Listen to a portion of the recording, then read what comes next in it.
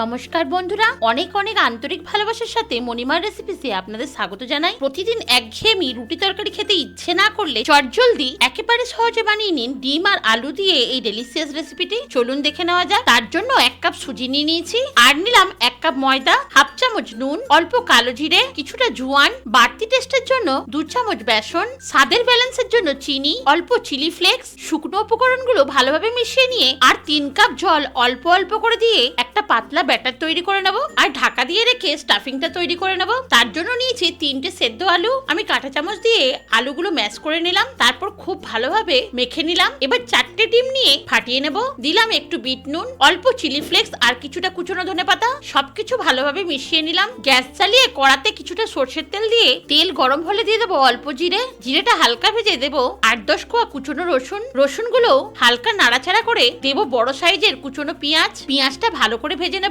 তারপর দিয়ে দেবো কুচনো কাঁচা লঙ্কা। বন্ধুরা, ঝালটা আপনারা আপনাদের ইচ্ছে মতোই দেবেন। আর হাফ চামচ আদা দিয়ে ভালোভাবে কষিয়ে নেব। এবার গ্যাসের ফ্লেম লো করে দেবো। হলুদ গুঁড়ো, একটু লঙ্কার গুঁড়ো, হাফ চামচ ধনে গুঁড়ো, হাফ চামচ জিরে গুঁড়ো, প্রয়োজন মাত্রায় নুনের অর্ধেক দেবো সাদা নুন আর অর্ধেক দেবো বিট নুন, আর একটু কাশ্মীরি লঙ্কার গুঁড়ো। সব মশলাগুলো পেঁয়াজের সঙ্গে হালকা করে ভেজে নেব। বন্ধুরা, এর ফলে কালারটাও বেশ ভালো আসবে আর টেস্টটাও অনেকখানি বেড়ে যাবে। এরপরে দিয়ে দেবো একটা বড় সাইজের কুচনো টমেটো। টমেটোটা খুব ভালোভাবে মশলার সঙ্গে কষিয়ে নেব। তারপর দিয়ে দেবো স্বাদের ব্যালেন্সের জন্য অল্প চিনি। মশলার সঙ্গে খুব ভালোভাবে মিশিয়ে নিয়ে দেবো মেখে নেওয়া সেদ্ধ আলুটা, আর মশলার সঙ্গে মিশিয়ে নিয়ে খুব ভালোভাবে কষিয়ে কিছুক্ষণ রান্না করে নেব। অবশেষে কুচনো ধনেপাতা ছড়িয়ে ভালোভাবে মিশিয়ে গ্যাস বন্ধ করে দেবো। দেখুন বন্ধুরা, আলুটা কড়া ছেড়ে আসছে, তার মানে স্টাফিংটা পুরোপুরি রেডি। এবার ঠান্ডা হতে দেবো। এবার ব্যাটারটা দেখে নেবো। বন্ধুরা দেখুন, হাতাতে আমি দাগ টানছি কিন্তু মিশে যাচ্ছে না, তার মানে ব্যাটারটা খুব ভালোভাবে সেট হয়ে গেছে। স্টাফিংটাও ঠান্ডা হয়ে গেছে। এইভাবে কয়েকটা লম্বা শেপ দিয়ে নেব।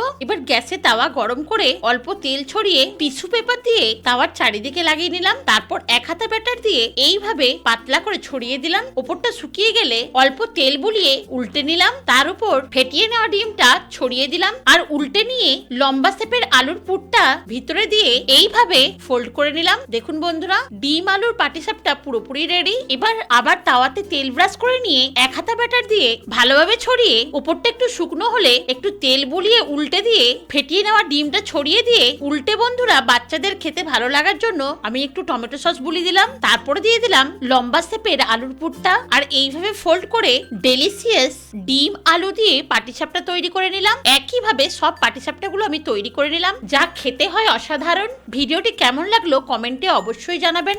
ভালো লাগলে লাইক ও শেয়ার করবেন। আর আপনি যদি আবার নতুন বন্ধু হয়ে থাকেন তাহলে চ্যানেলটিকে সাবস্ক্রাইব করে পাশে থাকা বেল আইকনটিকে প্রেস করে অলে সেট করে দিয়ে বন্ধু হয়ে সবসময় পাশে থাকার অনুরোধ রইল।